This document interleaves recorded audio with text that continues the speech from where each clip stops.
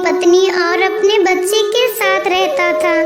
ठंड का मौसम था। सुनती हो सुंदरी, टुनटुनी ने अपने खेत के सारे टमाटर तोड़कर रख लिए हैं, जिन्हें मुझे शहर की मंडी लेकर जाना है, इसलिए तुम मुझे कुछ खाने को दे दो। सुंदरी कालू के लिए घर से खीर लेकर निकलती है। लो जी खीर खा लो, फिर टमाटर लेके मंडी जाना। तभी वहीं पर उसका दोस्त बबलू आ जाता है। अरे कालू, तुमने कुछ सुना है? जंगल का गिद्ध राजा ड्राइवरों के लिए एक नियम लागू कर रहा है। अरे बबलू, तुम ये क्या बोल रहे हो? ड्राइवरों के लिए नियम? ये कैसे हो सकता है? हाँ कालू भाई, ये सच है। ये ड्राइवरों के लिए नियम लागू हुआ है। अगर अपने वाहन से किसी जंगल के पंछी का एक्सीडेंट होता है तो उसे हॉस्पिटल ले जाना होगा। नहीं बबलू, तुम ये क्या कह रहे हो? नहीं बबलू, तुम ये क्या बोल रहे हो? ये कैसा नियम है? मैं आज ही जंगल के राजा से पूछता हूँ। तुम झूठ बोल रहे हो। नहीं कालू, मैं क्यों झूठ बोलूंगा? ये तो मेरी रोजी रोटी है। अच्छा कालू, तुमको यकीन नहीं है तो तुम राजा के पास चले जाओ और तुम खुद पूछ लेना। कालू और बबलू दोनों राजा के पास पहुंच जाते हैं। राजा जी, जो मैंने सुना है क्या ये सच है? बबलू बोल रहा है कि ड्राइवरों के लिए एक नया नियम लागू हो रहा है। हाँ कालू, तुमने ये सही सुना है।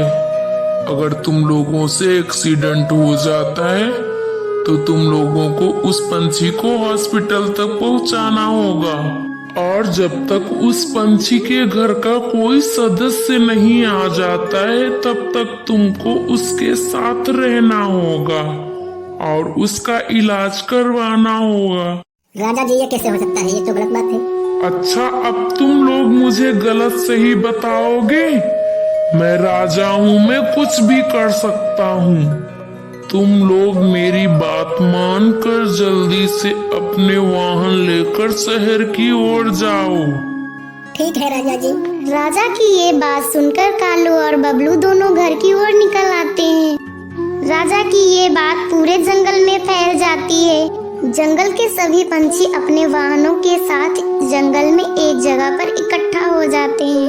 तभी मिट्ठू तोता बोलता है, अरे बबलू भैया, राजा तो बहुत गलत कर रहे हैं हम लोगों के साथ।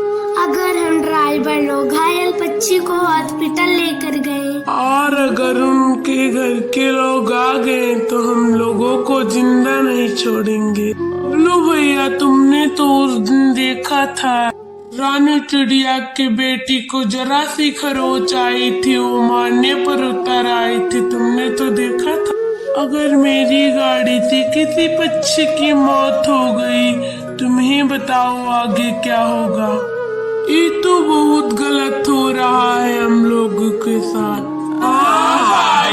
ये तो बहुत गलत हो रहा है हम लोगों के साथ। जंगल के सभी पंछी हाँ में हाँ मिलाकर रोड पर बैठ जाते हैं। जंगल के सभी ड्राइवर कहते हैं कि अब हम अपनी गाड़ियाँ आगे नहीं चलाएंगे। इधर टुनटुनी के टमाटर खेत में सड़ रहे होते हैं। टुनटुनी बहुत ही परेशान होती है।